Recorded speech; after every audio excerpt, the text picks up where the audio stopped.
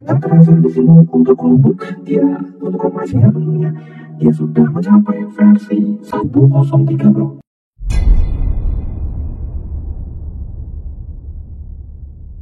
Ada beberapa perubahan yang saya rasakan di 1.03. Yang pertama, buat kalian yang kemarin itu bilang LibreOffice ya teman-teman ya. Ya saya juga sih ya. Jadi untuk LibreOffice tidak bisa buat menyimpan di SD card, sekarang bisa bro.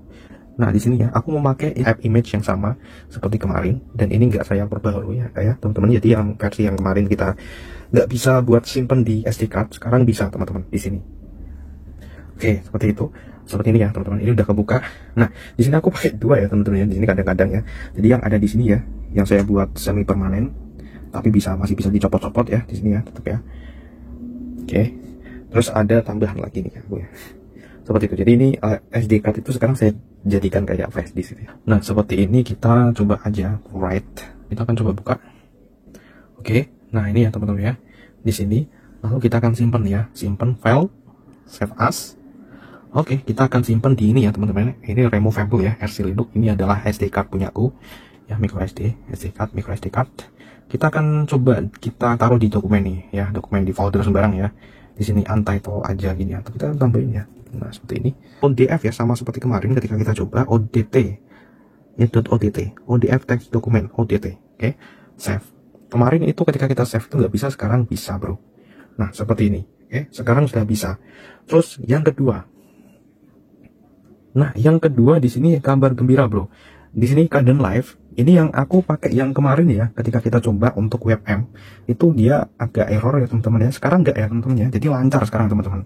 Ini ya Kadon Live. Oke, ini dia 2204. Dan ini app image ya teman-teman ya. Jadi ini lancar banget ketika kita buka ya webm di sini. Ini kalian lihat ya. Ini kita play. Ini dia lancar ya teman-teman ya. Dan ketika kita geser-geser ini lancar ya teman-teman. Nih kalian lihat real time ya, nggak macet-macet ya teman-teman ya, seperti itu. Ini keren tuh kan. Ini pas aku coba Android Studio ya teman-teman ya. Android Studio di sini dan agak kesusahan ya. Coba aja Android Studio ada yang app image nih, jadi enak. Cuman dia itu tadi ya teman-teman ya, dia nge-lag ya ketika kita jalankan di sini Android Studio-nya gitu kan. Nah seperti itu. Jadi ini sekarang ini sudah bisa bersanding sama FlowBlade juga teman-teman. Jadi kita sudah punya FlowBlade, Kadon Live juga bisa teman-teman ya. Kadon Live sekarang sudah bisa webm, lancar ya teman-teman di sini. Nah ini cukup menarik juga buat saya juga. ketika CapCut yang ada di sini itu dia nggak bisa digunakan ya. Jadi kita walaupun ada alternatif lain ya, VLLO gitu kan di sini, tapi masih agak berat. Nah seperti itu. Dan ini kita bisa render gratis ya, karena ini memang itu memang gratis dan open source teman-teman ya. Jadi gampang banget, offline ya, semuanya offline teman-teman, jadi nggak online. Jadi ini nggak memerlukan koneksi internet ya teman-teman ya. Oke, ini yang kedua. Yang ketiga adalah kita close dulu bro, kita close. Yang ketiga ini dia, yang ketiga adalah ini terminal. Oke, nah sepertinya ini terminal. Nah ini ya, kalau kemarin kita bisa langsung masuk ke ini ya, ke kontainernya, misalnya di sini Penguin. Nah sekarang itu ketika kita pencet terminal, dia akan langsung masuk kayak gini nih. Jadi ada menu pembuka kayak gini nih, berbeda. Loh bang, itu kan normalnya hitam, ini bisa jadi warna kayak gini. Nah di pembahasan selanjutnya, khusus untuk ini ya. Oke, jadi seperti itu. Ini sepertinya mau dipersiapkan untuk multiple container ya, cross ini container. Jadi kita bisa memiliki lebih dari satu. Nah, cuman ketika kita menggunakan ini teman-teman ya, menggunakan Samsung Chromebook ini untuk multiple ya, tetap aja ini kita kan kendalanya ada di itu ya, ada di storage internal dari awal ya teman-teman. Karena hanya 32 GB. Sekarang ketika kita nambah kontainer lagi, tentu itu akan nambah space lagi teman-teman. Jadi kayak kita punya dua kontainer. Katakanlah di sini itu kan dia memakan 500 MB untuk satu kontainer, 500 MB ya. Berarti kalau misalnya untuk 1 GB. Nah seperti itu, belum install aplikasi dan lain sebagainya gitu bro. Nah memang kita bisa memiliki lebih dari satu user account tersebut teman-teman ya, kontainer tersebut. Jadi kayak punya dua bidang yang berbeda gitu ya, seperti itu.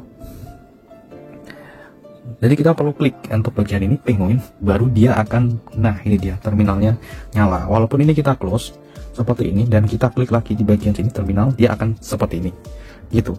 Nah menurut kalian enak mana nih, langsung atau gini? Nah, lalu bagaimana cara mengaktifkan itu multiple container, pembahasan selanjutnya. Oke, setelah ini ini yang ketiga ya teman-teman ya, tentang terminal. Terus yang keempat adalah screencast. Oke, jadi screencast ini teman-teman, nah ini dia teman-teman ya. Wow, keren. Ini adalah salah satu yang terbaru di si versi 1.03. Kita bisa screencast ya. Ini sebenarnya modelnya adalah dia itu nyimpen di Google Drive. Misalnya contohnya seperti ini ya teman-teman. Jadi ini di Google Drive dan kita bisa melakukan sharing. Jadi kita bisa membagikan ke orang lain seperti itu bro. Kita bisa sharing ini, kita bisa bagikan secara publik atau hanya kita sendiri yang bisa nonton ini. Nah, cuman ini memang tidak real time ya.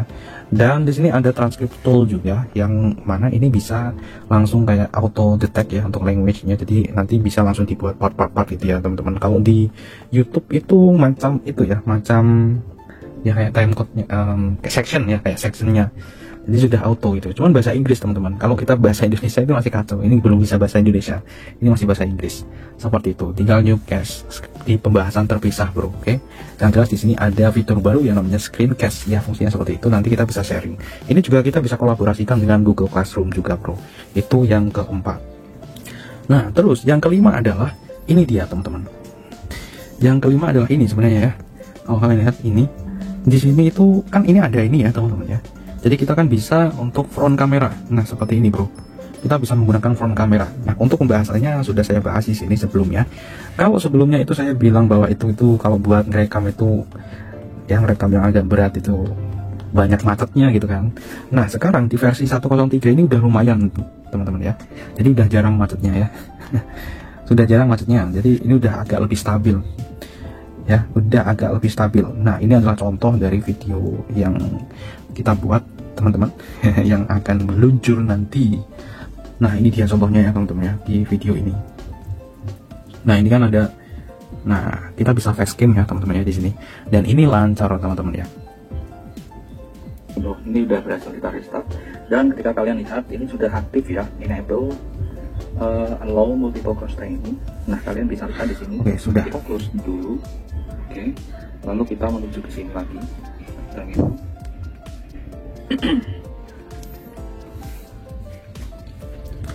Nah, cuman apakah memang clear nggak nge-lag gitu ya? Ya tetap aja masih nge-lag teman-teman ya. Cuman saya merasakan tidak seperti yang kemarin-kemarinnya teman-teman. Jadi kayak agak ada perbedaan gitu ya teman-teman ya. Oke, itu aja sih untuk yang versi 1.03. Dan selanjutnya kita akan bahas di pembahasan-pembahasan yang lebih detail. Sampai jumpa di pembahasan selanjutnya. Bye bye.